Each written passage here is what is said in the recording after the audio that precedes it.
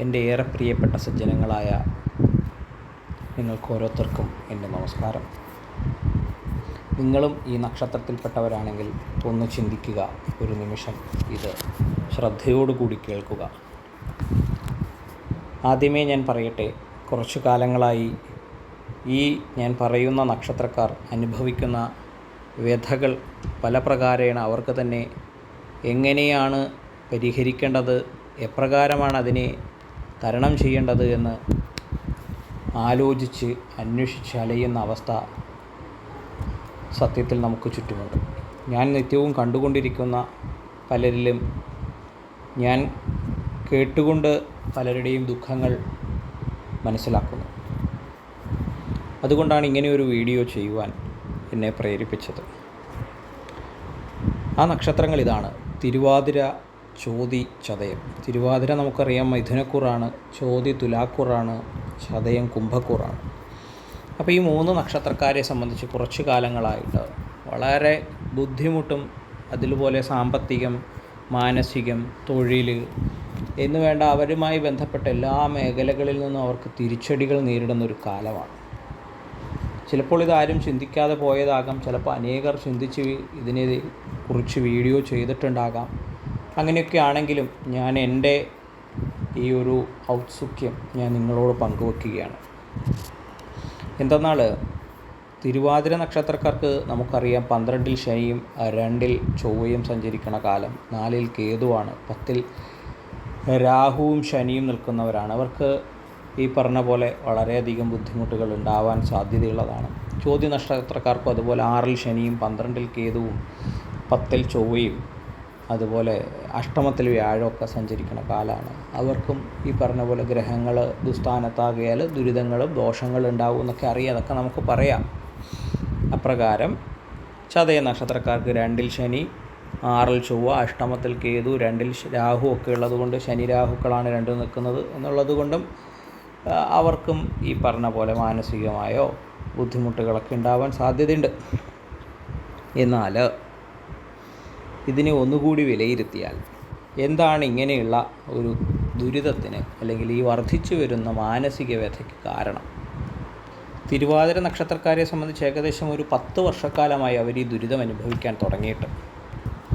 എന്നാൽ ചോതി നക്ഷത്രക്കാർ അത്രയായിട്ടില്ല, കുറച്ച് വർഷങ്ങളെ ആവുന്നുള്ളൂ ചോതി നക്ഷത്രക്കാർ ഈ ദുരിതങ്ങളൊക്കെ അനുഭവിച്ചു തുടങ്ങി. എന്നാൽ അവർക്ക് അത്ര വലിയ ദുരിതങ്ങൾ കണ്ടിട്ടുമില്ല. പലപ്പോഴും അവർക്ക് അവരുടെ ആ ഒരു ജീവിതശൈലി കുറച്ചൊന്ന് ഉയരും, വീണ്ടും താഴും, അങ്ങനെ പോവുകയാണ്. എന്നാൽ ചതയ നക്ഷത്രക്കാർക്ക് ഈ അടുത്ത കാലങ്ങളായിട്ട് വളരെയധികം ബുദ്ധിമുട്ടുകൾ, പ്രയാസങ്ങളൊക്കെ ഈ ഒരു 2.5 വർഷക്കാലമായിട്ട് അവരനുഭവിച്ചു വരുന്നുണ്ട്. അപ്പോൾ ഇതിനെന്താണ് കാരണം? പലരും പല വിഷയങ്ങളുമായി ബന്ധപ്പെട്ട് ജ്യോത്സ്യനെ കാണുകയും പൂജകൾ വരെ കഴിച്ചവരുണ്ട്. എന്നിട്ടും ഗുണമുണ്ടാവാത്ത അനേകരെയും എനിക്കറിയാം. വലിയ പൂജകൾ, ക്ഷേത്രങ്ങളിൽ വലിയ ദാനങ്ങൾ ചെയ്തു, ഭജനമിരുന്നു, എന്നിട്ടും അവരുടെ വിഷയങ്ങൾക്ക് വ്യക്തമായ മാറ്റങ്ങൾ ഇന്നുമില്ല. എന്താണിതിന് കാരണം എന്നുള്ളതാണ് ഒരു വലിയ ചിന്തയ്ക്ക് കാരണമായിട്ടുള്ളത്. ഈ ചോദ്യമാണ്. പ്രശസ്തരായ അനേകം ദൈവജ്ഞന്മാരെ സമീപിച്ചു, വളരെ കാലം സമയമെടുത്ത് അവരെ കണ്ടു, അവർ പറഞ്ഞതൊക്കെ ഞാൻ ചെയ്തു, എന്നിട്ടും എൻ്റെ ജീവിതം അങ്ങനെ തന്നെയാണ്.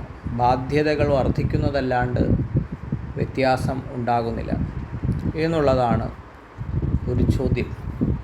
ഇനി നമുക്ക് പ്രധാനപ്പെട്ടത് ഈ നക്ഷത്രക്കാരുടെ ദശാകാലമാണ്. നമുക്കറിയാം തിരുവാതിര, ചോതി, ചതയം നക്ഷത്രക്കാർ രാഹു ദശയിലാണ് അവരുടെ ദശാകാലം ആരംഭിക്കുക. അപ്പോൾ 18 വർഷക്കാലമാണ് രാഹു ദശാകാലം. അതിൽ കുറവുണ്ടാവും, ചന്ദ്രസ്ഫുടം അനുസരിച്ച് ആ ജനിക്കുന്ന സമയത്തെ അനുസരിച്ച് അതിന് കുറവുണ്ടാവും. എങ്ങനെയൊക്കെ ആയാലും ഒരു 10 കൊല്ലത്തിൽ കൂടുതൽ എന്തായാലും ഉണ്ടാവും.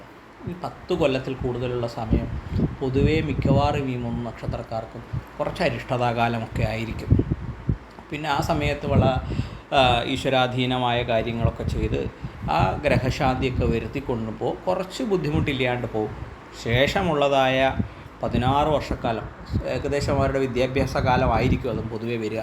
വളരെ നല്ലതായിരിക്കും. വ്യാഴത്തിൻ്റെ ദശാകാലമാണ് വരിക. ആ സമയമൊന്നും അവർക്ക് ഒരു പ്രശ്നം ഉണ്ടാവില്ല. കല്യാണമൊക്കെ കഴിഞ്ഞ് അവരവരുടെ കുടുംബജീവിതം ആരംഭിക്കുമ്പോൾ ശനി തുടങ്ങും. ഏകദേശം ഒരു 50 വയസ്സിനോട് അടുപ്പിച്ചിട്ടുള്ള കാലം വരെ ഈ ശനി ദശാകാലമാണ്. 50 വയസ്സ്, 52 വയസ്സ്, 53 വയസ്സ് വരെയൊക്കെ ഉള്ള ശനി ദശാകാലത്ത് എല്ലാവിധ കഷ്ടതകളും ദുരിതങ്ങളും ദുഃഖങ്ങളും അല്ലാണ്ട് മറ്റൊന്നും ഉണ്ടാവില്ല. അവർക്ക് വീട് വിട്ടിറങ്ങേണ്ടി വരും, തൊഴിൽ സ്ഥാനത്ത് വളരെയധികം ബുദ്ധിമുട്ടുകൾ ഉണ്ടാവുക, ഭർത്താവുമായി ക്ലേശിക്കുക, ഭർത്താവിൻ്റെ ബന്ധുക്കളുമായി ക്ലേശിക്കുക, ബാധ്യതയുടെ മുകളിൽ ബാധ്യത ഉണ്ടാവുക, ഇങ്ങനെ പോവും അവരുടെ ജീവിതം. ഇതാണ് ഒരു പ്രധാനപ്പെട്ട അവസ്ഥയാണ് അവരെ സംബന്ധിച്ച്. ഒരു 52 വയസ്സ് വരെ, 50 വയസ്സ് സുമാറ് 50 വയസ്സ് വരെയുള്ള കാലം ഇവർക്കിങ്ങനെയാണ്. ഇതാണ് ഈ തിരുവാതിര, ചോതി, ചതയം നക്ഷത്രക്കാരുടെ ഒരു പൊതുവെയുള്ള ഇന്നത്തെ കാലത്ത് അനുഭവിച്ചു കൊണ്ടിരിക്കുന്ന അവസ്ഥ. ഇനി അതിന് മറ്റൊരു കാര്യം കൂടി പറഞ്ഞാൽ, നമുക്കറിയാം ഇവരുടെ ജന്മാധിപതി അല്ലെങ്കിൽ നക്ഷത്രാധിപതി എന്ന് പറയുന്നത് രാഹുവാണ്. അതൊരു തമോഗ്രഹമാണ്. അപ്പോൾ ഈ 3 നക്ഷത്രക്കാരെ സംബന്ധിച്ച് അങ്ങനെ ഒരു ബുദ്ധിമുട്ട്, ആ ഗ്രഹം നല്ലതല്ലാത്തത് കൊണ്ട് ഒരു ബുദ്ധിമുട്ടുണ്ടാവും. അപ്പോൾ പല ജ്യോത്സ്യന്മാരും പറയും അതിൻ്റെ രത്നം ധരിച്ചാൽ മതി, അല്ലെങ്കിൽ ആ ഗ്രഹശാന്തി വരിച്ചാൽ മതി എന്നൊക്കെ പറയുമെങ്കിലും അടുത്ത് വരുന്ന ദശാകാലം വ്യാഴമാണ്. വ്യാഴം അവർക്ക് വലിയ ദോഷം ചെയ്യാറില്ല. പൊതുവേ അവർക്ക് ദോഷം ചെയ്ത് കാണുന്നത് ചൊവ്വയുടെ ദശാകാലമാണ്. അത് ജീവിതത്തിൻ്റെ ആ മധ്യഭാഗത്ത് വരുന്ന ദശാകാലമായതിനാൽ ഈ ശനി അവർക്ക് വളരെ ദോഷം ചെയ്യും. ഇനി ചില ജാതകക്കാരിൽ ശനി ഉച്ചസ്ഥനായിരിക്കും. അപ്പോൾ എന്നിട്ടും ദോഷം ഉണ്ടാകുന്നതായിട്ട് കാണാം. അതിന് കാരണം എന്താൽ, തിരുവാതിരക്കാർക്ക് അഷ്ടമാധിപനാണ് ശനി. ചോതി നക്ഷത്രത്തിന് 4-ാം ഭാവാധിപനും 5-ാം ഭാവാധിപനുമാണ് ശനി. ചതയ നക്ഷത്രത്തിന് ജന്മാധിപനും 12-ാം ഭാവാധിപനുമാണ് ശനി. ആ ശനി ഈ ചോതി നക്ഷത്രത്തിന് 7-ാം ഭാവത്തിൽ നീചം വഹിക്കുകയും ജന്മത്തിൽ ഉച്ചാവകാശവുമായ ശനി, തിരുവാതിരക്കാർക്ക് 5-ൽ ഉച്ചാവകാശിയും 11-ൽ നീചം വഹിക്കുന്നതുമായ ശനി.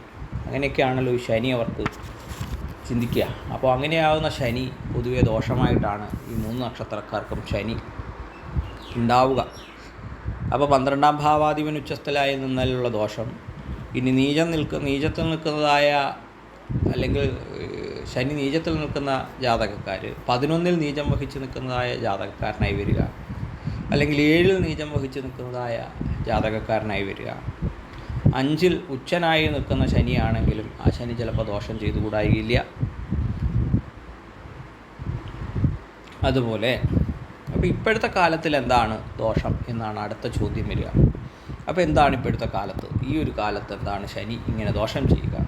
ഇപ്പോൾ തിരുവാതിര നക്ഷത്രക്കാരെ എടുത്താൽ ഏകദേശം അവർക്ക് വൃശ്ചികൻ രാശിയിൽ ശനി സഞ്ചരിക്കുന്ന കാലം മുതൽക്കാണ് അവർക്ക് ദോഷം തുടങ്ങിയത്. അപ്പോൾ 6-ൽ ശനിയായിരുന്നു, 7-ൽ ശനി, 8-ൽ ശനിയൊക്കെ അവർക്ക് ദോഷമായിരുന്നു. 9-ൽ ശനി, കുംഭരാശിയിലെ ശനി ദോഷഫലത്തെ കൊടുത്തു. ഇപ്പോൾ 10-ൽ ശനിയുമാണ്.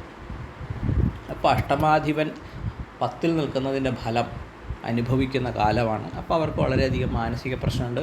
ഈ 5-ാം ഭാവത്തിൽ ഉച്ചാവകാശമുള്ള ശനി ആയതുകൊണ്ട് സന്താനങ്ങളെ കൊണ്ടുകൂടി ദുഃഖം അനുഭവിക്കേണ്ട അവസ്ഥ ഉണ്ടാവുന്നുണ്ട്. അപ്പോൾ അങ്ങനെയാണ് അവരുടെ അവസ്ഥ. അപ്പോൾ ശനി അവർക്ക് ദോഷം ചെയ്യുന്നു. ഇത് നമുക്ക് കണ്ടുവെക്കാം, ഇങ്ങനെയൊക്കെ ശനി ദോഷം ചെയ്യുന്നു. ഇപ്പോൾ ചോതി നക്ഷത്രക്കാർക്ക് എന്താണ് ദോഷം? അവർക്ക് സത്യത്തിൽ ശനി 4-ലും 5-ലും സഞ്ചരിച്ച കാലം ദോഷമായിരുന്നു. ഇപ്പോൾ 6-ൽ സഞ്ചരിക്കുന്ന കാലമാണ്. ഇനി അവർക്ക് 7-ൽ ശനി സഞ്ചരിക്കുന്ന കാലവും അവർക്ക് ദോഷമാണ്.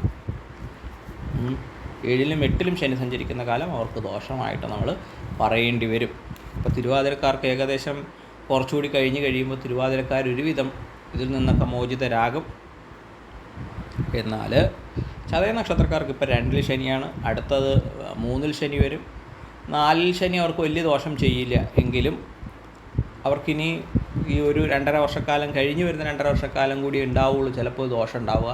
അത് കഴിഞ്ഞാൽ കുറച്ചൊന്നും അവരുടെ കാര്യത്തിൽ ബുദ്ധിമുട്ടുകളിൽ നിന്ന് ക്ലേശങ്ങളൊക്കെ മാറി വരുന്നതായിട്ട് നമുക്ക് കാണാൻ സാധിക്കും. അപ്പോൾ തിരുവാതിരക്കാർക്കാണ് ഇനിയും കുറച്ച് ബുദ്ധിമുട്ട്, ചോതി നക്ഷത്രക്കാർക്കും ഇനിയും കുറച്ച് ബുദ്ധിമുട്ടുണ്ട് എന്ന് നമുക്ക് മനസ്സിലാക്കി വെക്കാം. ആയതിന് പരിഹാരമായി ശനീശ്വര പ്രീതി വരുത്തുക. നിങ്ങളുടെ വീട്ടിൻ്റെ അടുത്ത് നല്ല ഗണപതി അമ്പലം ഉണ്ടെങ്കിൽ, അല്ലെങ്കിൽ ചെറിയ അമ്പലങ്ങളുണ്ടെങ്കിൽ അവിടുത്തെ തിരുമേനിയോട് പറയുക, തിരുമേനി നന്നായിട്ട് ഞങ്ങൾക്ക് ഒരു അഷ്ടദ്രവ്യം കൂട്ടി ഗണപതി ഹോമം കഴിച്ചു തരിക, അതിൽ കറുക ധാരാളം ഹോമിക്കുക, കറുക പാലിൽ മുക്കിയിട്ടോ നെയ്യിൽ മുക്കിയിട്ടോ ഒക്കെ ഹോമിക്കുക, വിശേഷമായിട്ട് ഗണപതി പ്രീതി വരുത്തി വെക്കുക. വളരെ നല്ല കാര്യമാണ്. ഇനിയിപ്പോൾ ഞങ്ങൾ നീരാഞ്ജനം കഴിക്കുന്നുണ്ട്, അതുണ്ട് ഇതുണ്ട് എന്നൊന്നും പറയണ്ട. നിങ്ങൾ ഇത് ചെയ്തു നോക്കൂ, നിങ്ങൾക്ക് പരിഹാരം ഉറപ്പായിട്ടും ഉണ്ടാവുകയാണെങ്കിൽ നിങ്ങളിത് മറ്റുള്ളവരിലേക്ക് ഷെയർ ചെയ്ത് കൊടുക്കുക. ഈ ഒരു അറിവ് വളരെ ഗൗരവമായി വിശേഷമായി നിങ്ങൾ കാണുക. എല്ലാവർക്കും പ്രയോജനപ്പെടട്ടെ. നല്ലൊരു ദിവസം ആശംസിക്കുന്നു. ഗുരുവായൂരപ്പ ശരണം.